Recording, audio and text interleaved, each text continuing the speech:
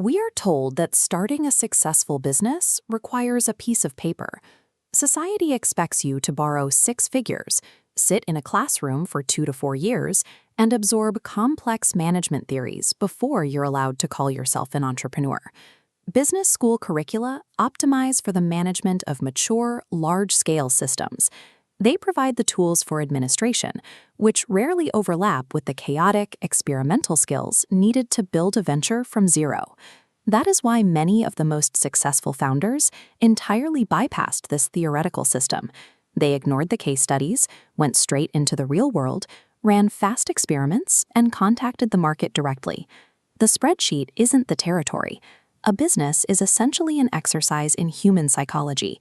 It is a living system built on understanding what people actually want and how they behave. Acquiring formal credentials proves you can comply with institutional rules. Building an enterprise proves you can actively empathize with another person's daily friction and figure out how to solve it. Every business starts with value creation. The classic mistake is believing that consumers care about your product or its features. They don't. This is the iron law of the market. One circle is your product, the other is what people want. If they don't intersect, you fail.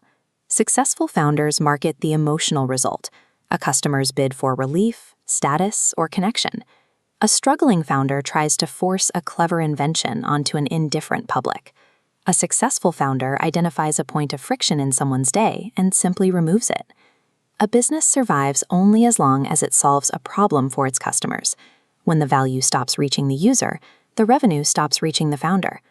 Once you have something of value, you face your next hurdle, marketing. In the modern economy, human attention is intensely scarce. Everyone is busy, distracted, and moving fast. You can strip away all the corporate jargon surrounding branding. A brand is simply a reputation. You earn it by doing good work, and you manage it by consistently meeting expectations. That naturally leads to the third pillar, sales.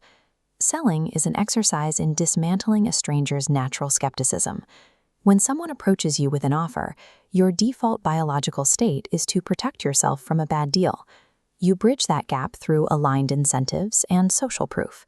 When a buyer sees that other people have safely purchased and benefited from what you offer, their defense mechanisms drop. Every dollar that changes hands represents a successful transfer of trust. The consumer is signaling that they believe the creator will deliver more value than the currency is worth. The fourth pillar is value delivery. This relies heavily on leverage, designing a system that delivers exactly what you promised, reliably, without requiring the founder's direct manual labor for every single task. In the past, leverage meant physical assembly lines and massive factories. Today, we have digital leverage. A piece of software or a media file can be delivered to 1 million people simultaneously while the creator is asleep. The final pillar is finance and strategy. Tracking the money flowing in and out isn't just a matter of counting your profits. It is your primary tool for managing uncertainty. Strategy requires balancing the explore versus exploit mental model. You dedicate a portion of your resources to testing new, unproven ideas, while maximizing the returns on the systems you already know work. Business survival requires adaptation. You will never have perfect data.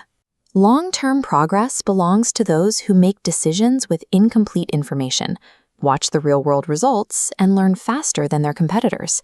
Capital is a byproduct. The most valuable currency you can acquire is deep psychological resonance with an audience. Effective leadership involves stripping away corporate jargon and procedural friction to find the simplest possible path to value. Massive corporations drown under their own communication overhead, where employees spend their entire day in meetings talking about the work instead of doing it. Small teams with clear goals bypass that bloat and move with aggressive agility. A real business education is a continuous, self-directed mental shift toward understanding human desires. The mechanics of commerce are straightforward. Every enduring enterprise begins with a conscious decision to step outside of your own ego, look at the world through someone else's eyes, and solve their problems.